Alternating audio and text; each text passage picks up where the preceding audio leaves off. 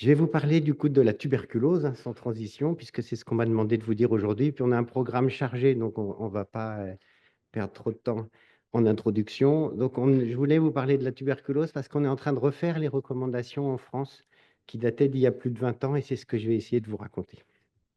Donc on va parler un peu du contexte et de ce qui change sur le diagnostic, le traitement et quelques conclusions. Alors, juste une seule diapo d'introduction, c'est quelque chose que vous connaissez bien et qui a été beaucoup rappelé les dernières années, c'est qu'il y a vraiment deux types de tuberculose qu'il ne faut pas mélanger parce que les problématiques ne sont pas les mêmes. Il y a la partie émergée de l'iceberg, c'est les tuberculoses maladies, donc c'est les gens qui sont contagieux et qui sont symptomatiques la plupart du temps. Il y a des rares tuberculoses extrapulmonaires qui ne sont pas contagieuses, mais en général, quand on a une tuberculose maladie, on est contagieuse. Et donc, ça représente qu'une petite partie des tuberculoses, mais c'est celle pour lesquelles on est interpellé parce que les gens sont malades et qui posent des problèmes en termes de santé publique puisque ça se transmet. Et puis, en dessous de tout ça, 90 à 95% des bacilles tuberculeuses sur la planète sont en fait retrouvées chez des gens qui sont en pleine forme et qui ont juste dans leur macrophage des bacilles tuberculeux, mais qui ne se multiplient pas suffisamment pour être contagieux ni pour donner des symptômes. Et le principal problème de cette tuberculose latente, ce qu'on appelle l'ITL maintenant, c'est que c'est un tiers de la population mondiale et qu'à peu près 5 à 10% de ces patients, un jour, vont basculer vers la tuberculose maladie. Et donc, il faut pouvoir les repérer et même traiter en amont ceux qui sont très à risque de devenir malades. La situation en France, vous avez sans doute déjà vu ces diapos, mais juste pour rappeler les grandes lignes, c'est qu'en 50 ans, on est passé de à peu près 30 000 tuberculoses maladies chaque année en France à moins de 5 000. Donc, quand on regarde la courbe, on peut être globalement très satisfait. C'est l'amélioration des traitements essentiellement et des diagnostics. Et puis, si on grossit un peu ce qui s'est passé les dernières années, on peut commencer à avoir des points de préoccupation quand même. Il y a eu deux événements marquants à la fin de la décennie précédente. Entre 2017 et 2019, il y a eu une réaugmentation significative de la tuberculose maladie en France et l'analyse des déclarations obligatoires montre que c'est clairement un problème d'accès aux soins, c'est-à-dire c'est des diagnostics plus tardifs chez les gens qui avaient plus de problèmes d'accès aux soins et qui du coup avaient plus le temps de contaminer d'autres personnes, et notamment l'augmentation a surtout été observée en Île-de-France ou en Outre-mer. Et puis juste après, ça descend, et on n'est pas content non plus que ça descende. Alors vous allez dire qu'on n'est jamais content, mais en fait, c'est clairement pas lié au fait qu'en 2020, 2021, 2022, on a mis des masques et qu'on s'est confiné, puisque finalement, ça a été comme ça dans tous les pays du monde, quelles que soient les politiques qui ont été appliquées. Ça a baissé dès le mois de mars 2020, ce qui est beaucoup trop court pour être expliqué simplement par le confinement. Et en fait, c'est des retards diagnostiques qu'on commence à payer un peu. Vous voyez, 2023, ça réaugmente beaucoup. Mais dans le monde entier, il y a eu une baisse des diagnostics de tuberculose maladie pendant les années Covid qu'on risque de payer un jour. L'OMS continue à penser quand même qu'on peut réussir à éradiquer la tuberculose. Ils ont toujours des très beaux programmes. Donc en 2015, ils avaient dit qu'on allait pouvoir interrompre beaucoup de choses dans la tuberculose d'ici 2025. Donc ils avaient appelé ça NTB Strategy 2025. Donc notamment baisser de la moitié le nombre de nouveaux cas de tuberculose maladie, de 75% les décès. Et en fait, ils n'ont pas réussi, notamment en grande partie à cause du Covid quand même. Il y a vraiment une grosse perte des programmes tuberculeux dans le monde. Donc ils ont refait des programmes en 2023, un petit peu moins ambitieux, en disant que d'ici 2027, on allait améliorer de moitié le nombre de diagnostics, de patients qui seront diagnostiqués avec des tests fiables, et de 75 pour 90% la possibilité de traiter les patients qui sont diagnostiqués. Et ça, pour ça, on est en bonne voie pour l'instant. Donc, est-ce qu'on va y arriver? Ben, peut-être. Vous voyez que depuis qu'on a remis ces objectifs-là, ça, c'est les chiffres mondiaux. On est quand même passé de 2 millions de morts liées à la tuberculose en 2010 à 1,2 million en 2023. Donc, ça redevient pas mal. Sauf qu'il y a une nouvelle menace qui est, pardon, l'interruption complète de l'aide des Américains sur la tuberculose, sur l'OMS, sur l'USAID notamment, qui commence à être vraiment inquiétante à nouveau pour l'Afrique. Donc on a l'impression qu'à chaque fois qu'il y a un problème sur la planète, c'est la tuberculose qui paye. Pour revenir sur la France, donc on a voulu faire des recos parce que les dernières datent de 2003, qu'on n'est pas sérieux quand on a 20 ans. Je ne sais plus qui disait ça, c'est un poète en tout cas. Apolline, non, je ne sais pas, je ne vais pas me risquer. Que le fait que ça date d'il y a si longtemps que ça fait que progressivement, et ça c'est les étudiants en médecine qui nous le rappelaient quand on faisait l'enseignement au deuxième cycle, bah, il y avait les pneumologues qui disaient un truc et les infectiologues qui disaient un autre truc et ils ne savaient pas qu'est-ce qu'il fallait cocher dans le QCM. Mais ce n'était pas le plus important, c'est surtout qu'il y avait quand même pas mal de progrès. Et donc, on s'est dit qu'on allait mettre à jour ce qu'on pouvait faire avec les progrès de la médecine. Donc, on a fait avec la Société de pneumo de langue française, on a lancé ça en octobre 2023, la Société de pathologie infectieuse de langue française aussi. Et on vous le donne en avant-première parce qu'on doit le livrer à l'automne 2025. Sur le diagnostic, il y a des choses qui vont changer un peu. Quelque chose qu'on rappelle, c'est que les tests IGRA, là, donc les fameux quantiférons ou T-spot, c'est vraiment des tests immunologiques qui ne sont pas bons dans le diagnostic de tuberculose maladie. Donc, il ne faut pas les utiliser dans ce domaine-là. C'est à la fois trop de faux positifs et trop de faux négatifs. Donc, pas d'indication pour diagnostiquer la tuberculose maladie chez l'adulte. L'ITL, donc l'infection tuberculose latente, c'est intéressant. Chez l'enfant, dans certaines situations, c'est intéressant, mais jamais chez l'adulte pour les tuberculoses maladies. Deuxième point qui bouge, et là qui bouge pas mal, qui va nous simplifier la vie, c'est qu'avant, on avait l'habitude, quand on suspectait une tuberculose, de devoir admettre les patients pour 3 jours et faire un BK crachat tous les matins, 3 jours d'affilée, avant de pouvoir dire bah, il n'est pas bacillifère. Et en fait, maintenant, il y a des études qui montrent que 2 prélèvements suffisent et qu'on peut les faire à 8 heures du matin et à midi le même jour. Ce sera aussi performant. Donc, ça fait gagner du temps aux patients aussi et ça rend les diagnostics plus rapides et aussi efficaces. C'est des recos OMS, donc ça, on est assez tranquille. Et donc, on a maintenant des PCR qui sont plus sensibles et les recommandations, c'est qu'on fait les deux à l'examen microscopique et que sur un des deux, celui que le labo trouve le plus joli en général, il fait une PCR. Et dernier changement important, on est un des derniers pays à continuer à faire des tubages gastriques, qui est quelque chose que les infirmières comme les patients trouvaient vraiment casse-pied, un peu agressif et très peu rentable finalement, puisque moins de 5% des diagnostics de tuberculose étaient récupérés par des tubages. Et donc, on s'est aligné avec les pneumologues qui disent, quand vous n'avez pas réussi à faire diagnostic avec 2 crachats, bah, demandez un LBA, vous perdrez moins de temps, vous embêterez moins les patients et vous serez plus sensible. Puisque finalement, en général, on faisait 1 ou 2 tubages et puis après, on disait, ah ben non, c'est négatif, on va faire un lavage. Et on avait gardé les patients une semaine à l'hôpital. Sur les traitements, alors il n'y a pas de scoop, hein, on a exactement les mêmes molécules pour les traitements des tuberculoses sensibles qu'on avait en 1968, l'année où je suis né. Donc, zéro changement en termes de nouvelles drogues pour ce domaine-là. Sur les posologies, ça n'a pas changé beaucoup non plus. C'est sur les durées que ça bouge un petit peu. C'est-à-dire qu'on considère maintenant que si les gens ont une tuberculose très étendue, c'est-à-dire ceux qui restent positifs en culture en 2 mois ou ceux qui ont plein de cavernes, on va prolonger le traitement de consolidation. Donc, on fait toujours 2 mois de tri ou de quadrithérapie. Et au lieu de faire que 4 mois de consolidation derrière, on fait 7 mois chez les gens qui ont des tuberculoses très étendues. Et qu'à l'inverse, si on arrive à savoir assez tôt que la souche est sensible, on peut arrêter l'éthambutol dès la première semaine. C'est un produit qui ne sert que si on pense que la tuberculose pourrait être un peu résistante. Et l'avantage, c'est qu'avec les PCR, maintenant, on arrive à savoir assez vite si c'est sensible. Donc, ça enlève la consultation ophtalmo et pas mal de cachets en plus, finalement. Dans les autres choses qui nous ont aidés, il y a eu quelques études qui ont essayé d'évaluer qu'est-ce qu'on fait quand les patients arrivent en consultation en nous disant bah, ça fait une semaine que j'ai plus trouvé la rifampicine, donc j'ai arrêté, ou bien j'étais parti chez ma sœur, j'avais oublié les boîtes, ou bien simplement qui disait ça me donnait des nausées, j'ai arrêté. À quel moment on considère que l'interruption est trop longue et qu'il faut reprendre à zéro? Et donc, d'après les études, on considère que pendant le traitement d'attaque, les 2 premiers mois où il reste encore pas mal de bacilles, toute interruption de plus de 2 semaines doit faire remettre le compteur à zéro. Donc, on repart sur 6 mois de traitement. Et que si l'interruption survient après, quand il y a beaucoup moins de bacilles et qui sont déjà bien affaiblis par la première phase du traitement, on tolère jusqu'à 2 mois d'arrêt. Donc, si quelqu'un vient en consulte à M5 en disant j'ai tout arrêté depuis 1 mois et demi, on ne reprend pas à zéro. On lui rajoute le mois et demi qu'il a raté, mais on ne reprend pas à zéro.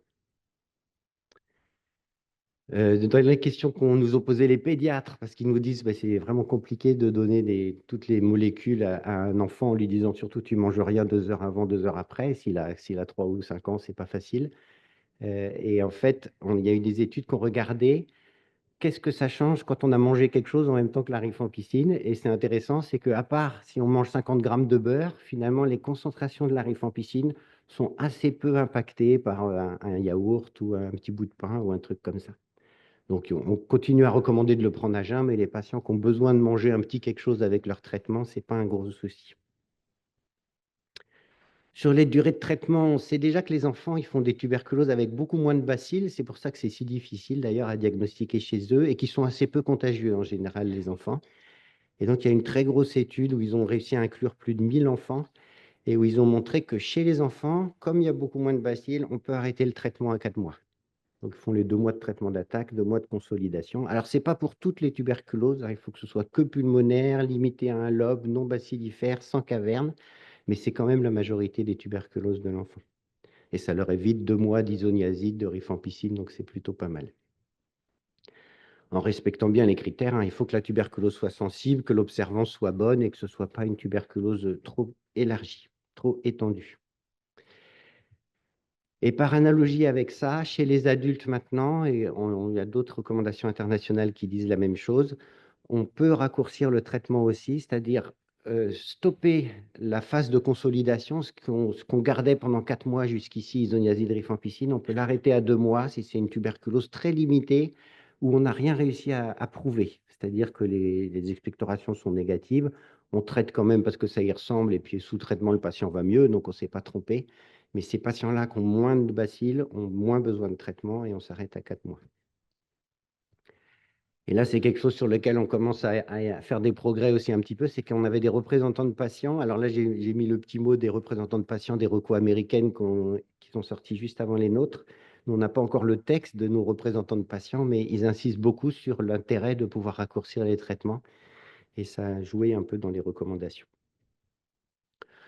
Sur les tuberculoses résistantes, alors c'est vrai qu'il n'y en a pas beaucoup, hein, il y en a une cinquantaine par an en France. Nous, à Rennes, on en voit 4 ou 5 parce qu'on a une chambre spéciale, ce qui fait que les collègues des autres CHU locaux nous envoient les patients. Je ne vais pas en parler longtemps parce que c'est rare, mais juste pour vous dire que comme il y a eu pas mal de nouvelles molécules qui sont arrivées sur ces tuberculoses multirésistantes les dernières années, l'OMS a changé les définitions pour adapter la définition à ce qu'on utilise maintenant pour les traiter. Donc, multirésistante, ce qu'ils appellent les MDR, c'est assez facile. En fait, c'est la résistance aux 2 molécules les plus importantes, celles qu'on garde tout du long, isoniazide, rifampicine. Et après, quand on perd les quinolones, ils appellent ça les pré-XDR, donc Extended Drug Resistant, mais à la phase intermédiaire. Et les vrais XDR, c'est celles qui ont perdu isoniazide, rifampicine, qui ne sont plus sensibles aux quinolones et qui ont perdu un des traitements qu'on donne ensuite, qui est soit la bédaquiline, soit l'inésolide. Et ce qui est intéressant, et c'est pour ça que je vous en parle, c'est qu'on avait jusqu'à l'année dernière besoin de traiter ces patients en général 18 mois avec des perfusions. Des fois, on les envoyait au chirurgien pour enlever un lobe, etc. C'était très compliqué. Et il y a eu 2 grosses études qui ont montré qu'on peut les traiter 6 mois per os aussi. Ce n'est pas les mêmes molécules, hein, c'est des trucs plus compliqués, mais c'est un énorme progrès pour les patients, beaucoup mieux toléré. Donc, on appelle ça le bipalm, parce que c'est bédaquiline, prétomanide, linezolide, moxifloxacine. Et ça permet de rappeler un peu l'intérêt des fois des partenariats publics-privés. Pour les traitements de la tuberculose, je vous ai mis en rouge là tout ce qu'on utilisait jusqu'à il y a quelques années. Donc, c'est des molécules qui étaient sorties entre 1950 et 1963, là, la quadrithérapie. Et il a fallu attendre 40 ans pour commencer à avoir des nouvelles molécules. Et pour la petite histoire, c'est quelque chose qui intéressait très peu de gens, en fait. La tuberculose, c'était plutôt une maladie de la précarité, notamment au niveau de l'industrie pharmaceutique. Il n'y avait pas un énorme intérêt parce que pas beaucoup de retour sur investissement.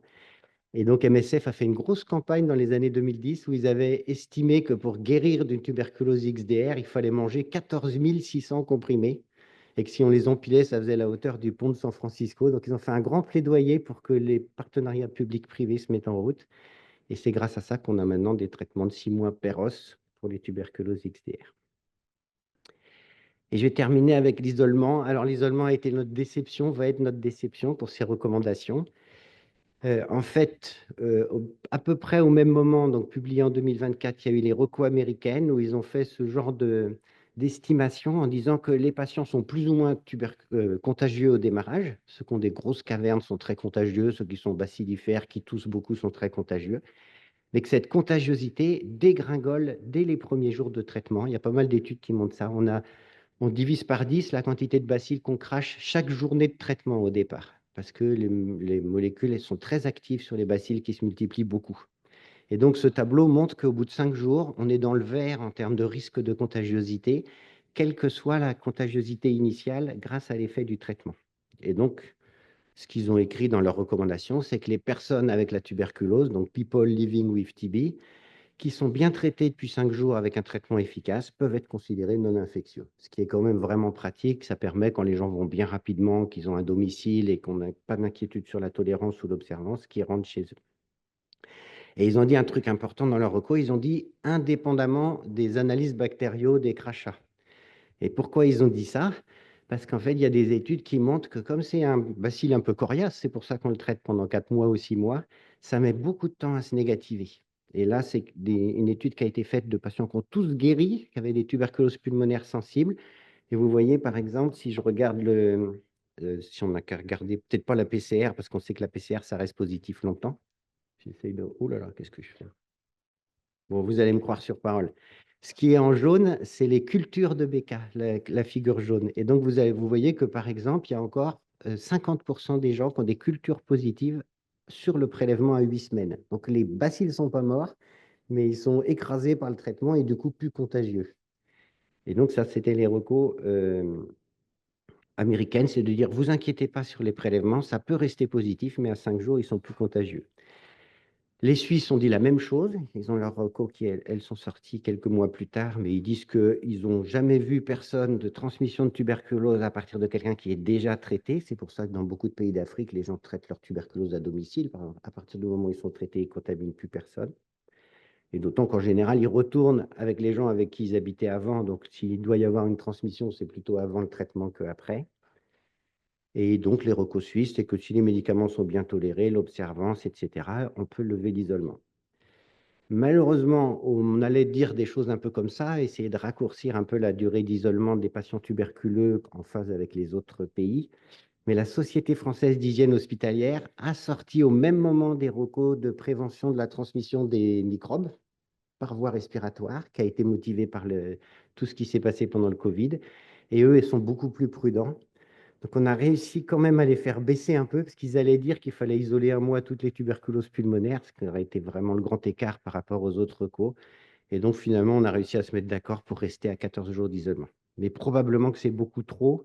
Et on va écrire dans les recommandations quand les gens vont très bien, très vite, qu'on sait qu'il n'y a pas de gens fragiles à leur domicile et qu'ils mettront le masque s'ils vont prendre le métro ou des choses comme ça, ils pourront rentrer à la maison un peu plus tôt.